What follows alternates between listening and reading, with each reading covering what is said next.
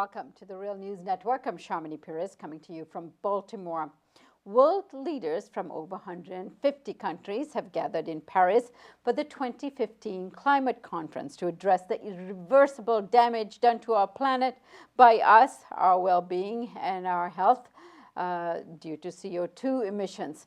Many activists and scientists are saying that this is the last chance to save the planet and perhaps even humankind.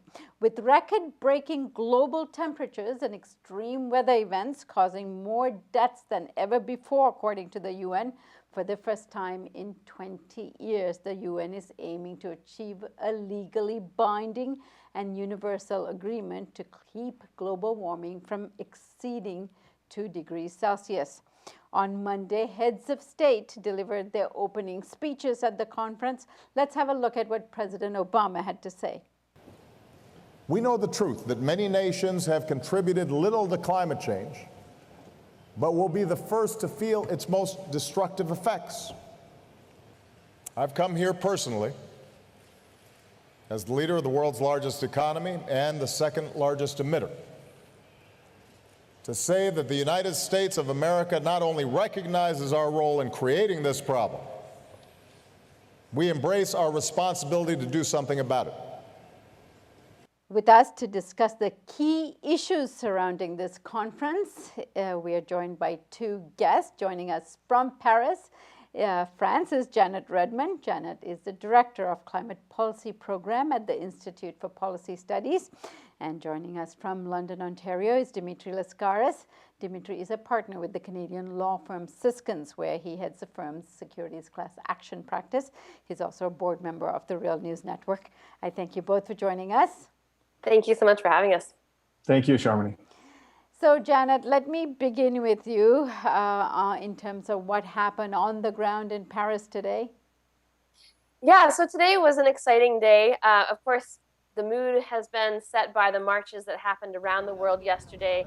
Over 2,000 events happened with more than 570,000 people taking to the streets to demand climate justice, to demand action on climate immediately. And so that was really reflected this morning in the heads of state messages.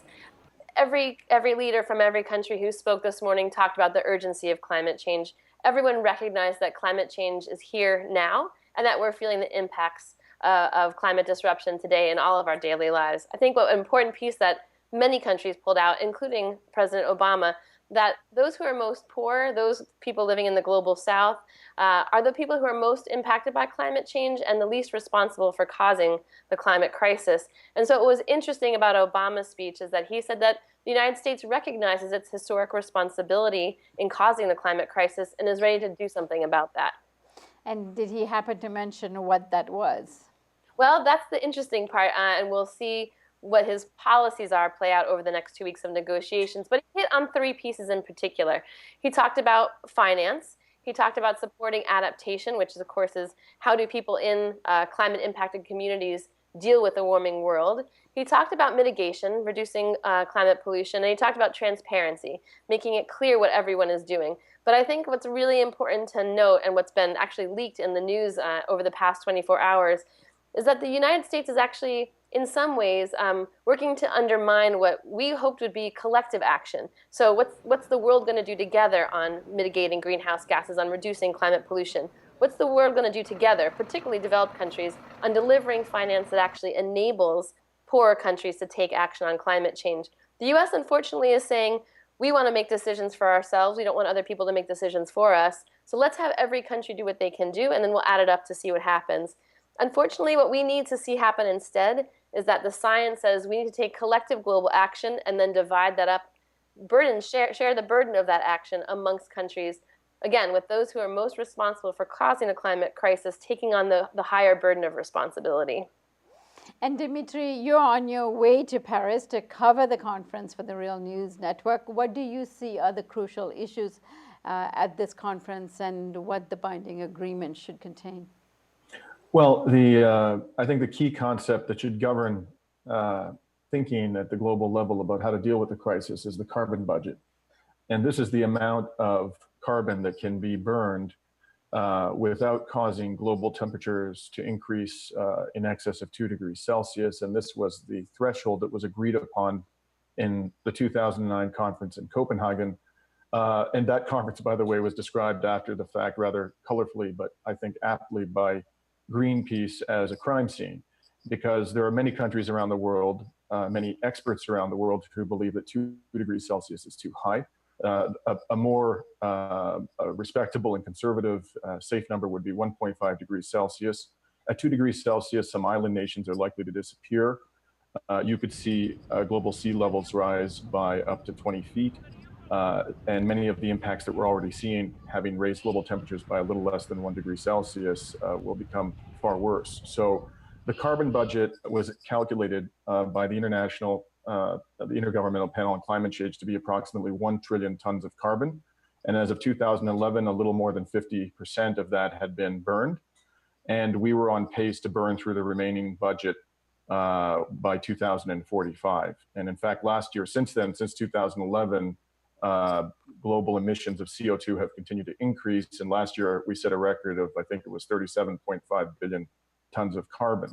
So we're nowhere near on track to do what the IPCC says we have to do, which is to peak in 2020 and then steeply decline thereafter in terms of carbon emissions.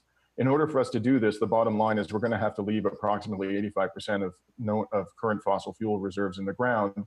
Rather than do that, companies, the market, governments are acting as though we can burn it all, and they're even trying to expand the reserves of fossil fuels companies.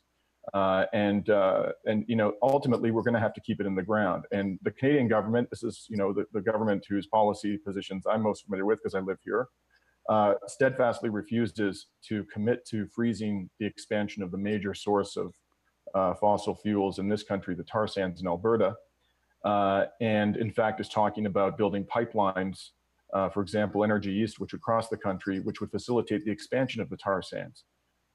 So all of the commitments, all of the verbiage that you're hearing, as promising as it may be, and the global recognition that we have a problem, is not being met with the level of commitment that we need. And one thing that's particularly concerning, Janet talked about Obama's position somehow, to some degree, undermining meaningful action. The last I heard from the Secretary of State, John Kerry, was that the US government was not prepared to enter into a globally binding treaty.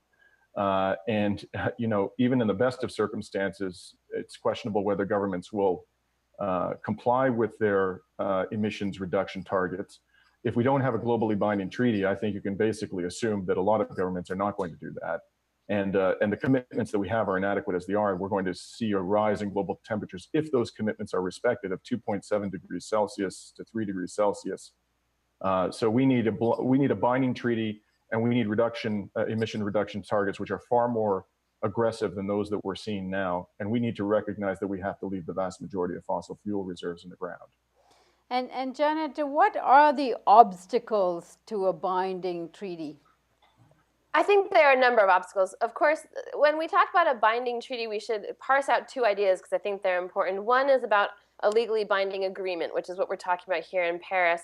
A second piece is a legally binding set of commitments. So we could have a legally binding agreement. We could have an agreement where we all say, yep, we're going to abide by this agreement.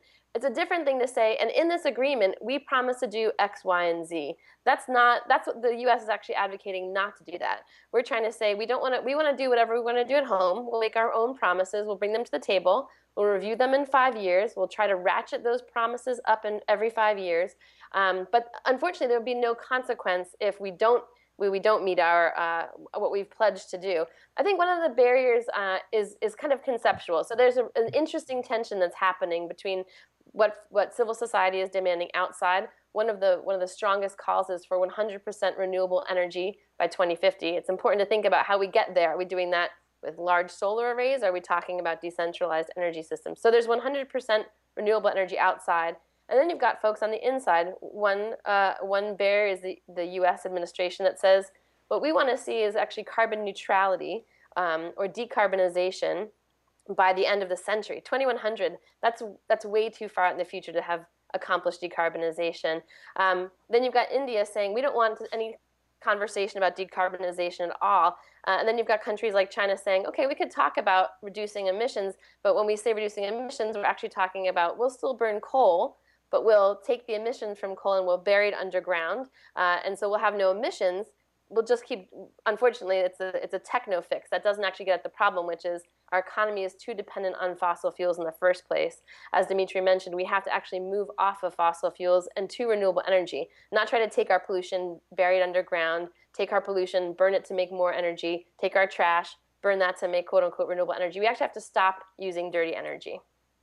And Dimitri, clearly the science is saying, and for so long, this slogan of what's in the ground must stay in the ground, it seems to be the solution, but there is no indication that at this conference or even elsewhere, as in Canada and the tar sands, that this will actually be able to be agreed upon in any serious way in Paris.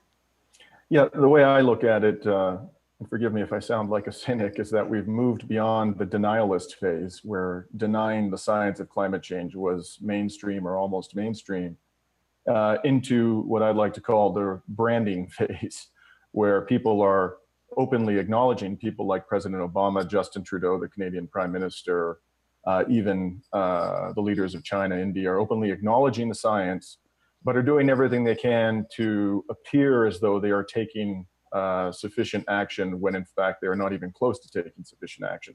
And we saw some of that here in Canada recently when Justin Trudeau, the new Prime Minister, convened a meeting of the 10 premiers.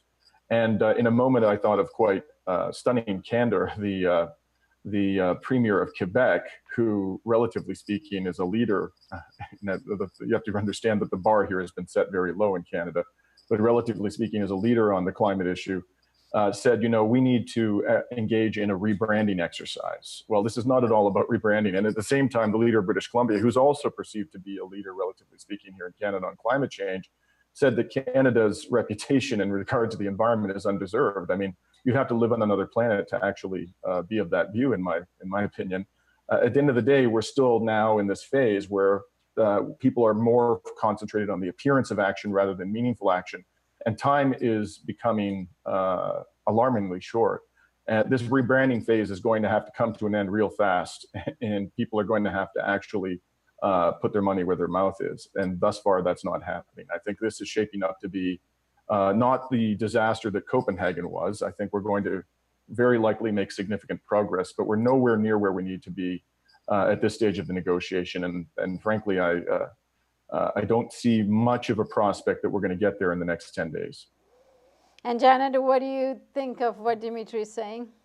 I think he's right on. I think that I love the idea of it being branding or being a PR move. I think that's exactly right. I think it's incredibly frustrating as someone who follows climate change as an activist, as an advocate, as a policy person who hears these kinds of announcements and the words coming out of these leaders' mouths, but then you look at the policy and in the Obama administration, not much has changed since the last Republican administration. In fact, many of the policies have gotten worse. So what's I think incredibly frustrating is that that civil society needs to be taking actually a stronger role in calling out these leaders. There's a real tension here. I think we're really on a balance point where Dimitri's right. The time is running out. We need urgent action. And that urgent action, I think, largely will come when civil society pushes our elected officials to do the right thing, to take on policies that actually reflect the words that they're saying about wanting to avert climate catastrophe. But I think we're in a really scary place where if we continue to be cynical, if we have a doomsday approach to the way we talk about what's happening here, I think we risk losing a lot of civil society support. We end up kind of deflating the climate movement. So I think what's tricky here and what's frustrating for me is how do we call out our elected officials and say, gosh, they're not actually walking their talk without being so cynical, without being so doomsday that we lose a lot of civil society. And I think for me, what's been really hopeful is then thinking about what's happening back at home. For us in the US, of course, that means after the Paris talks are done, we still have a huge fight around the Clean Power Plan and ensuring that the state by state power plans that are reducing emissions are actually moving from dirty coal, away from oil, away from gas even, to real renewable energy. So not toward nukes, not toward burning waste, but actually taking on how do we do solar? How do we do wind? How do we make that affordable in our states? How do we make those affordable in our communities so that everyone gets to benefit from renewable energy? I think that's how we have to start moving in the direction when we leave Paris. It just means a lot of work back at home in all of our countries. And Dimitri and Janet, let's take up some of the ways in which we can talk to our elected officials in our next segment with both of you. Sure, happy to do that, Charmony. Very good. And thank you for joining us on the Real News Network.